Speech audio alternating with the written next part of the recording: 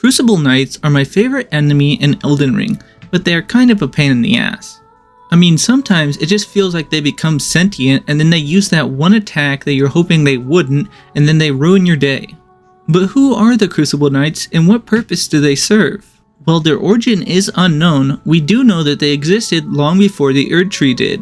What they are mainly known for is when they directly served under Godfrey, the first Elden Lord.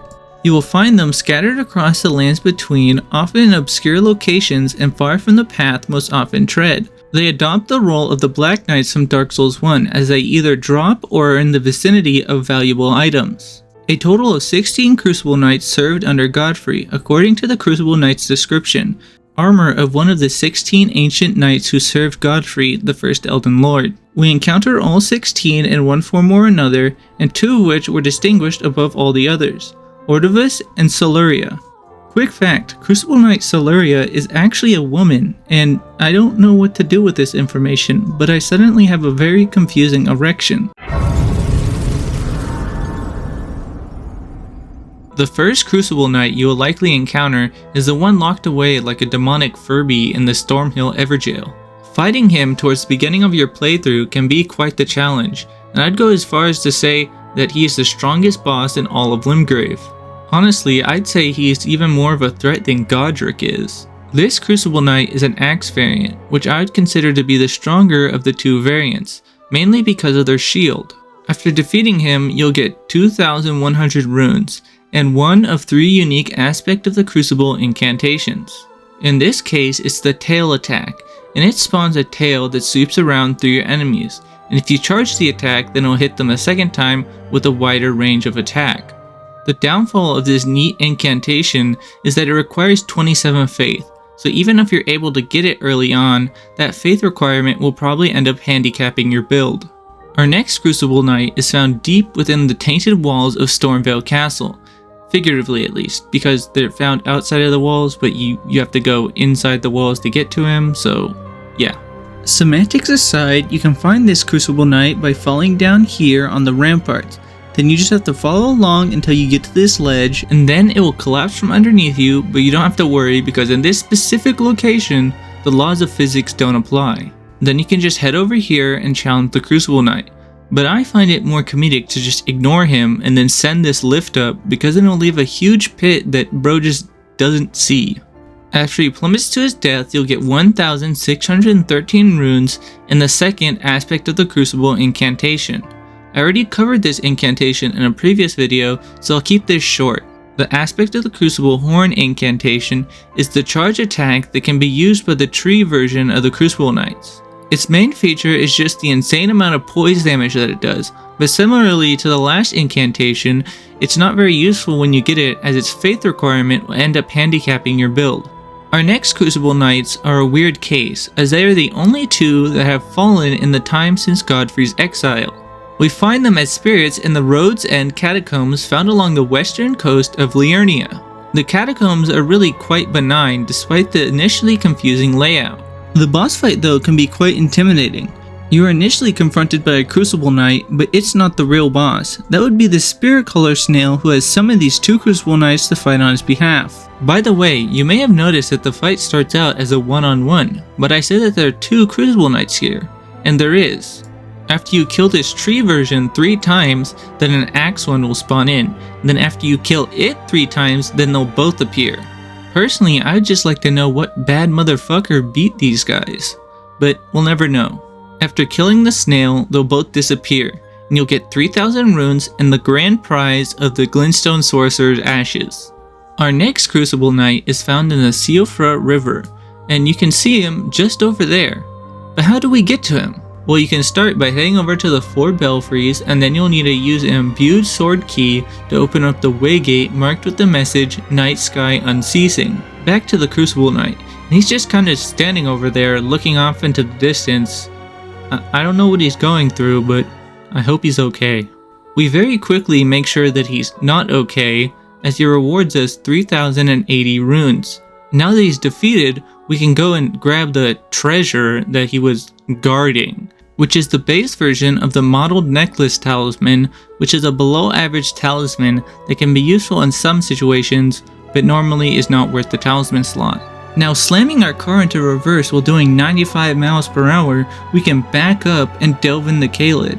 Specifically, we're going to intrude on Radahn's little castle, but only if he's not holding a party at the time.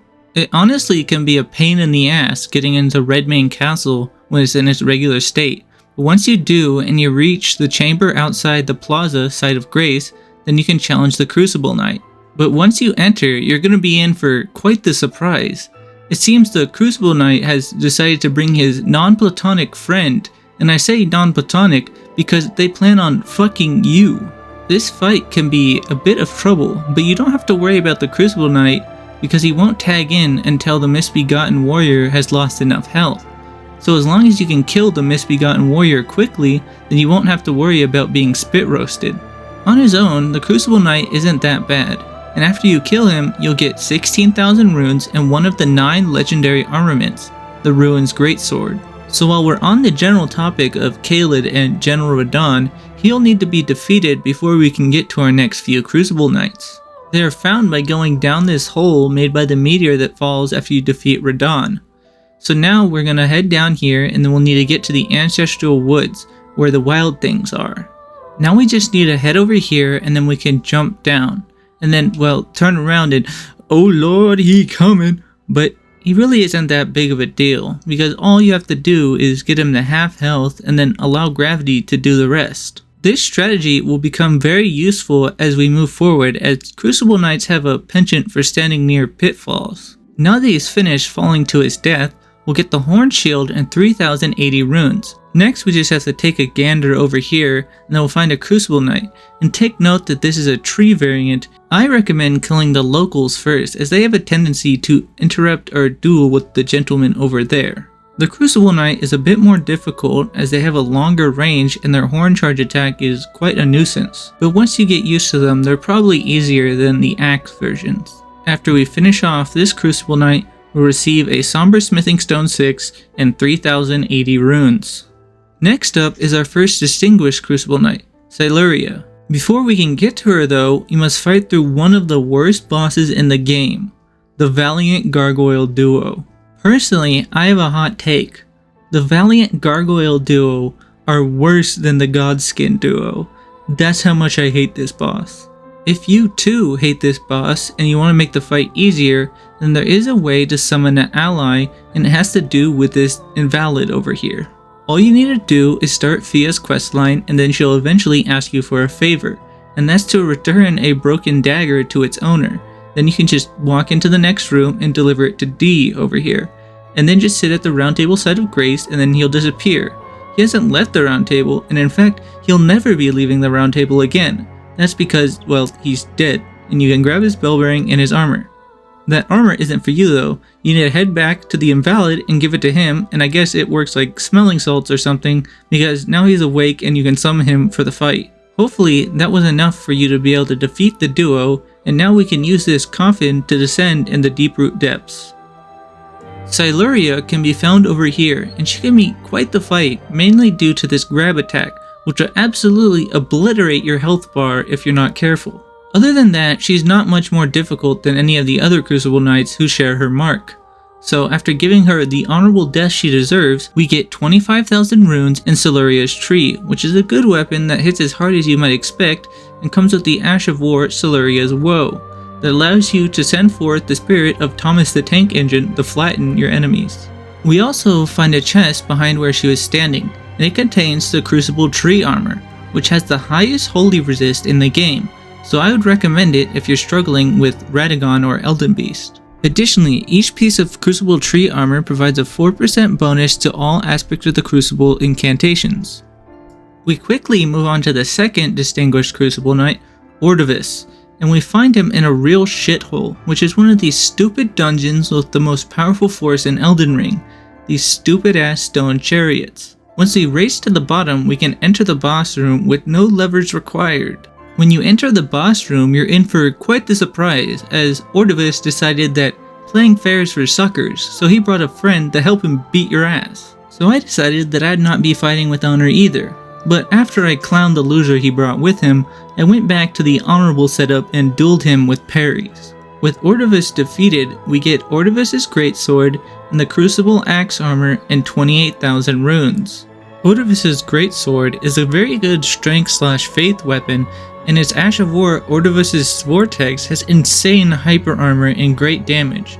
The only thing that's bad about it is kind of subjective, and that's the moveset, but that's a general problem with all the great swords in Elden Ring, so not specifically with this sword. The Crucible Axe set though is honestly just disappointing, as it's just worse than the Crucible Tree set in pretty much every way. I wish that they made it stand out more in some way, but right now it just doesn't. Even though the Crucible Axe Armor is kind of disappointing, each piece still comes with a 4% bonus to all aspects of the Crucible incantations. We can encounter 2 more Crucible Knights within the walls of Leyndell, and they both are of the tree variety. We find our first Crucible Knight in this room looking away from you, so if you want you can run by to open the shortcut that leads to the start of Leyndell. But we aren't here to run away, we're here to fight. So after we kill this Crucible Knight, we'll get 3,840 runes. We also get the item that they were seemingly staring at, which is a Hero's Rune 5, which is worth 35,000 runes. The second Crucible Knight can be found after defeating Goldfree. You head through this exit and take the lift down. Over here we find our second Crucible Knight, and while at this point you may have realized that the tree Crucible Knights are much less threatening, as their second phase attacks often leave them vulnerable and wide open to attacks.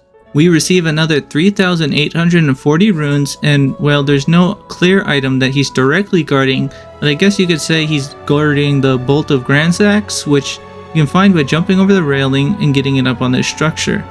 The Bolt of Grandsax is the only legendary weapon that you can actually be locked out of, because if you don't get it before beating Malekith, it's gone forever. Other than that, it's a great weapon with an Ash of War that's really fun to use. Next is Tannis Knight, and unless you're doing a 100% playthrough, I would say it isn't even worth fighting him. To fight Tannis Knight, you must first get to fight Rykard by either doing the Volcano Manor questline or going through the prison town and either fighting the Gods King Noble or skipping around him. Then you need to beat Rykard and then return to Tannis, who somehow isn't livid with you, and then you just need to rest at the side of Grace and Tannis will have gone down to consume Rykard, and like the heartless bastard you are, you attack her and then she dies. After you commit that sin, her Crucible Knight will come to avenge her. He's probably the single most challenging Crucible Knight, as he is fought in a space with none of our helpful cliffs around. Once you best him though, you'll get a meager 2,000 souls in the final aspect of the Crucible incantation, which gives you access to their Fire Breath attack. It really isn't that great in comparison to like the Dragon Communion incantations, and I don't think it's worth the stain on your soul. Now in our final display, we have the 2 statistically strongest Crucible Knights. As you may recall, I just said that Tannis Knight is the strongest. See, the 2 in the Crumbling Farm Azula are statistically stronger, but they often fall victim to the fact that we are in fact fighting them on a floating city. The first one is pretty much a required encounter, as they're found right here after where you fought the Godskin duo. You can duel him until he reaches half health, and then, well, there he goes. After that Crucible Knight successfully completes the room temperature challenge, you'll receive 7,360 runes. And other than that, he's guarding nothing at all, unless you count a solitary Smithing Stone 7 as something, which I don't. Now the last one is a bit complicated. From the Dragon Temple rooftop side of Grace, you'll want to head past the birds and then behind where the Lightning Dragon is, and drop down on these rocks until you get to this area. Watch out for these banished knights, as they're a pain in the ass, and then you can take this elevator up and head this way. You will see this Crucible Knight just bitch slapping some beastmen. Like before, while he seems strong, as soon as he reaches half health, he seems to believe that he too is an airplane. And we receive another 7,360 runes. And then we can head up this ladder and grab the Bolt Drake Talisman +2. Which reduces lightning damage taken by 20% and is a nice talisman to have if you plan on taking Dragon Lord Placidusax. With that, we are done, and we have defeated 16 of the strongest knights across the lands between. Well, I guess 14, because somebody killed those other 2 guys. But anyways, what would you guys like to see from me next? Maybe another video in this series?